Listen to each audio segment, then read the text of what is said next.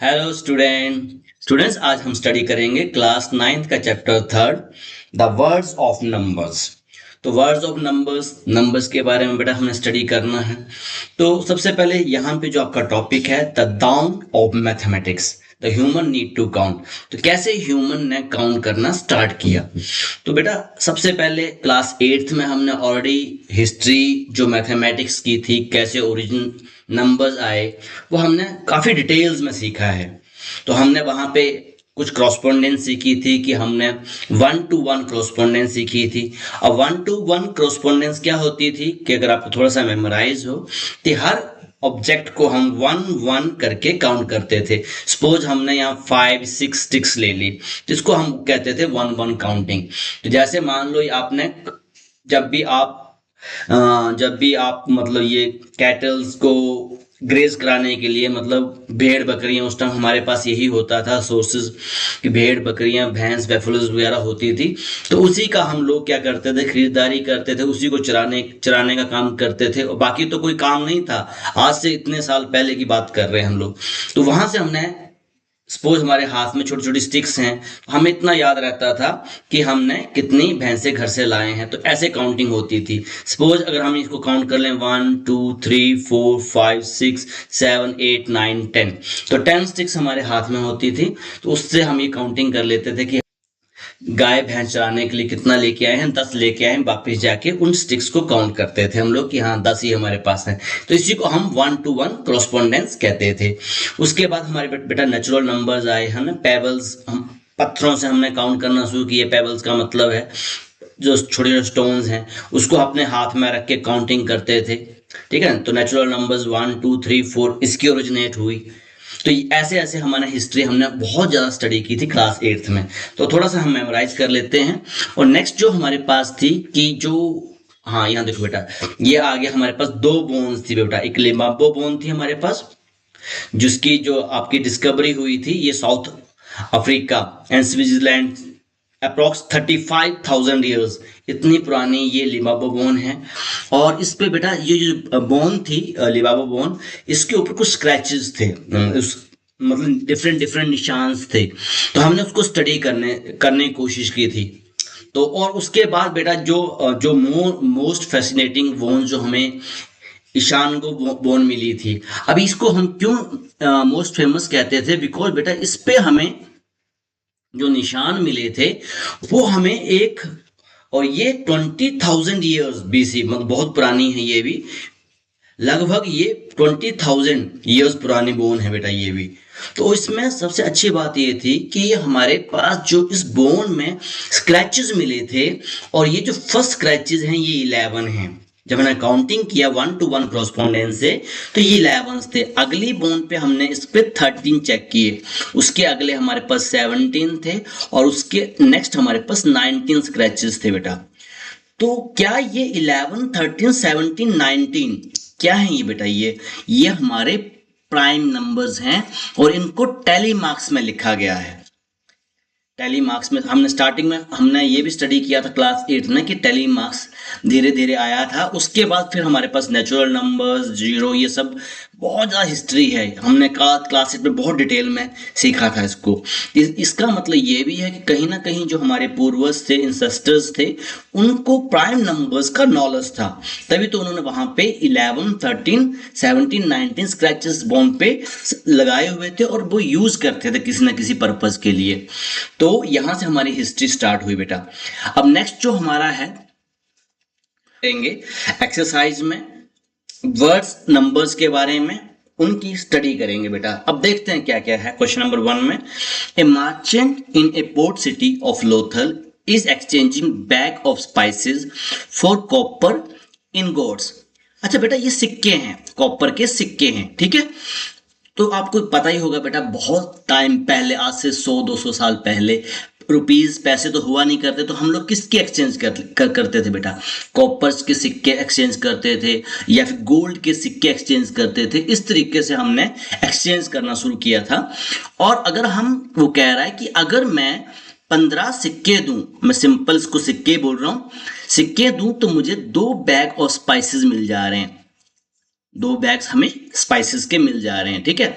तो वो आपसे ये पूछ रहा है कि अगर मुझे 12 बैग लाने हैं मार्केट से तो मुझे कितने कॉपर के सिक्के देने पड़ेंगे।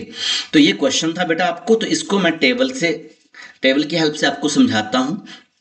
तो ये बेटा मैंने टेबल बना लिया और यहां मैं लिख रहा हूं कॉपर क्वाइंस कर लो, या इन गोट्स लिख देता हूं मैं ताकि आपको समझ में आ जाए। और यहां पे क्या था हमारे पास, bags of spices, number of bags कर लेते हैं ना, number of bags of spices, मसालों के, ठीक है। स्पाइसेस का मतलब मसाले हैं। तो अगर मैं 15 सिक्के दूं बेटा तो मुझे 2 बैग मिल रहे हैं। तो आपसे पूछ रहा है कि अगर मुझे 12 बैग लाने हैं तो मुझे कितने सिक्के देने पड़ेंगे। तो मैंने उसको लेट कर लिया कि मुझे कितने सिक्के देने पड़ेंगे, x सिक्के देने पड़ेंगे बेटा। इसको मैं ऐसे लिख लेता हूं बेटा, 15 डिवाइडेड बाई 2, 15 पे 2, और यहां आएगा x डिवाइडेड बाई 12। तो आप क्रॉस मल्टीप्लाई कर दो बेटा, क्या कर दो, क्रॉस मल्टीप्लाई। क्रॉस मल्टीप्लाई आपको पता ही बेटा, इसको ऐसे मल्टीप्लाई कर देंगे।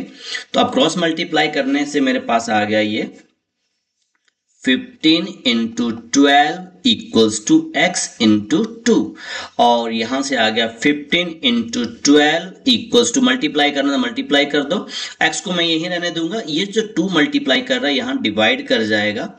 तो ये 6 2 जा 12 और 15 6 जा आपके पास बेटा 90 होते हैं, 15 6 90, तो 90 इक्वल्स टू x, और x equals to 90।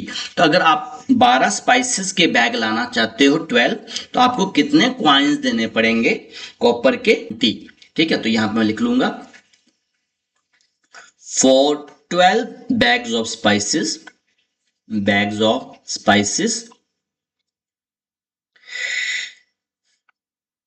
The merchant bill, merchant लिख देते हैं बेटा, यहां पे मार्चेंट की बात हो रही है। Merchant will give 90 copper in goats. तो ये आपका आंसर हो गया। तो मेन आंसर आपका क्या है यहां पे, 90 कॉपर इन गोट्स, ये आपका आंसर है। आइए क्वेश्चन नंबर 2 करते हैं। Now question number 2, look at the sequence of the number on the column of ईशानगो वोन। तो बेटा ऑलरेडी मैंने ये पिक्चर आपको यहाँ पे आपके सामने है ये पिक्चर, तो इसको थोड़ा सा लार्ज कर देता हूं मैं, ईशानगो बोन की।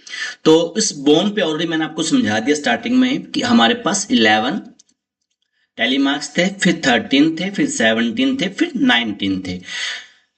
What does the number have in common? List the next 3 numbers that fit this pattern। तो बेटा हमें जानते हैं ये क्या है हमारे पास, ये हमारे पास प्राइम नंबर्स हैं। ये क्या हमारे पास, प्राइम नंबर्स हैं। तो इनकी क्या एक प्रॉपर्टी बतानी है, कॉमन प्रॉपर्टी। तो प्राइम नंबर की प्रॉपर्टी बता देनी है। तो आप यहां लिखोगे we know that 11 13 17 19 are prime numbers. ये कौन से नंबर्स हैं हमारे बेटा, हमारे प्राइम नंबर्स हैं। कॉमन प्रॉपर्टी क्या है बेटा, प्रॉपर्टी आप प्राइम नंबर की बता दो। तो प्रॉपर्टी क्या है प्राइम नंबर की, तो प्राइम numbers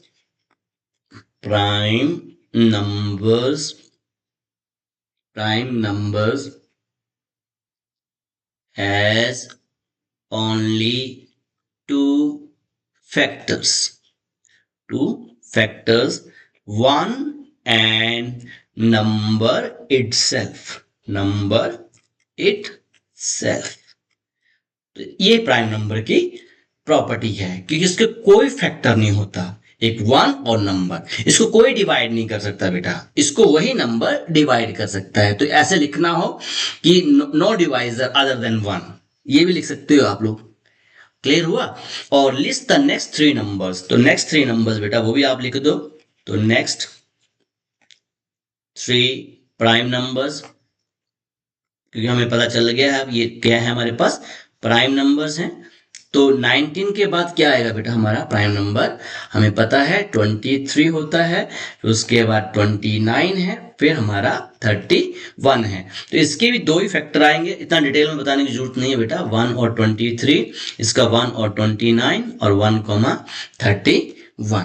ठीक है, तो ये हमारी सीक्वेंस कंप्लीट हो गई और नेक्स्ट हमने प्राइम नंबर भी बता दिए। अब जल्दी से क्वेश्चन नंबर 3 करते हैं। Now question number 3, we know that the natural number are closed under addition. The sum of any two natural number always a natural number. Are they close under subtraction? Provide a couple of example to justify your answer. तो बेटा पहले हम ये सीखते हैं कि close का मतलब क्या होता है ना। तो कोई भी नेचुरल नंबर ले लो 3 और एक नेचुरल नंबर ले लिया हमने 4, इसकी एडिशन, तो हमें पता है बेटा इनकी एडिशन किया 7 आया, तो ये भी हमारे पास क्या है बेटा नेचुरल नंबर, ये भी हमारे पास क्या है नेचुरल नंबर। जब इसको हमने ऐड किया तो ये जो फैमिली आई ये भी किसकी आई, नेचुरल नंबर की फैमिली आई। तो इन्होंने एक ही फैमिली में, आपकी फैमिली चेंज नहीं होती है तब वो क्लोज होते हैं। तो एडिशन के अंदर उसने ऑलरेडी हमें कहा है, तो हम यहाँ लिख देंगे क्लोज्ड अंडर एडिशन। क्या लिख देंगे इसको हम, क्लोज्ड अंडर एडिशन। तो यही सेम चीज यहां पे हमने लिख दिया, ये है क्लोज्ड अंडर एडिशन। क्लियर हुआ आपको बेटा, ये क्लोज्ड अंडर एडिशन है। अब सब्ट्रैक्शन में देखते हैं बेटा 3 4, अब मैं 3 में से यहां सब्ट्रैक्शन करनी है, तो ये भी नेचुरल नंबर है, 4 भी क्या है नेचुरल नंबर। जब हमने इसको सब्ट्रैक्ट किया तो 3 में से 4 गया तो हमारे पास क्या आ गया -1। अब अकॉर्डिंग टू रूल हमें नेचुरल नंबर ही चाहिए था, पर ये हमारे पास क्या है इंटीजर। क्या है बेटा, ये इंटीजर नेगेटिव नंबर है, तो ये क्लोज नहीं है। जब फैमिली चेंज हो जाती है तो not closed under subtraction, not close under subtraction. तो यही हमारा क्वेश्चन था, तो इसका आंसर होगा नो। सब्ट्रैक्शन है वो क्लोज नहीं होती है। No, the subtraction of natural number are not closed, ये आपका क्वेश्चन नंबर 3 हो गया। क्लियर हुआ। आइए जल्दी से क्वेश्चन नंबर 4 करते हैं। Okay, question number 4। Question number 4 में बेटा हमें ये दे रखा है कि ancient use the joints of their fingers to count. Simple सी बात है बेटा, जब हमने हमारे पूर्वज, उससे पूर्वज, जब हमने स्टार्टिंग किया था नंबर्स कैसे काउंट करना है, तो हमने सबसे पहले, आज भी हम वैसे करते हैं बेटा, फिंगर्स पे काउंट करते हैं। जब भी आप नर्सरी में होते हैं तो स्टार्टिंग ही फिंगर से काउंट करते हैं 1 2 3 4। तो वो सेम चीज बेटा यहाँ पे है। ए प्रैक्टिस सिंस टुडे, वो कह रहा है कि स्टिल सीन टुडे, आज भी हम वैसा ही करते हैं। Each finger has 3 join and thumb use to count them. अब यहाँ देखो बेटा, इस थंब की हेल्प से हम काउंटिंग करते हैं ना। थंब को यहाँ रखते हैं 1, फिर यहाँ रखते हैं 2, फिर यहाँ रखते हैं 3, फिर यहाँ रखते हैं 4 5 6 7 8 9 10 11 12। क्लियर हुआ बेटा। तो 3 ज्वाइंट्स कितने हमारे पास, 3 हैं, तो ये आंसर यहां लिख लेते हैं। तो ज्वाइंट्स इक्वल्स टू 3। तो फिंगर्स हमारे पास कितनी है, 4। तो हमारे पास टोटल काउंटिंग कितनी कर सकते हैं हम, टोटल काउंटिंग बताओ बेटा। टोटल काउंटिंग, तो हम सिंपल सी बात आपके सामने मैंने कैलकुलेट कर दिया, तो 3 × 4, तो हम कहां तक काउंटिंग कर सकते हैं, 12 तक, क्योंकि 3 ज्वाइंट्स थे, हर फिंगर में 3 ज्वाइंट्स हैं, और 4 फिंगर 3 × 4 12। तो ये हमें बोला गया था। अब नेक्स्ट स्टडी करते हैं, how many count in our hand. तो ऑलरेडी हमारा आंसर आ गया, कितने काउंट कर सकते हैं हम लोग, टोटल काउंटिंग 12 कर सकते हैं। How does this relate to the ancient base 12 counting system.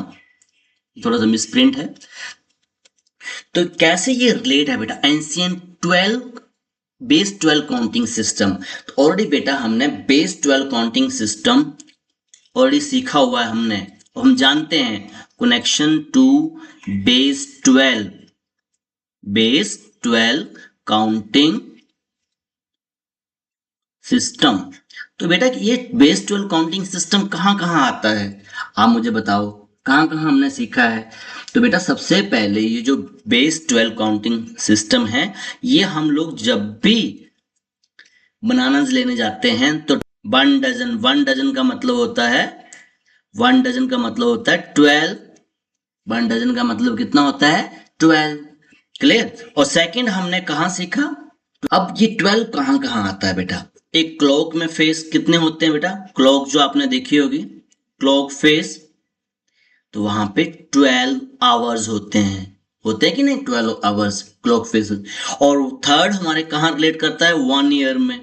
1 year में कितने मंथ होते हैं बेटा 12 मंथ होते हैं। तो कहीं ना कहीं ये जो बेस 12 है ये हम हमारी डे टू डे लाइफ में ऐसे रिलेट करता है। और काफी सारे एग्जाम्पल हो सकते हैं। तो आज के लिए बेटा इतना ही। Okay, thank you very much.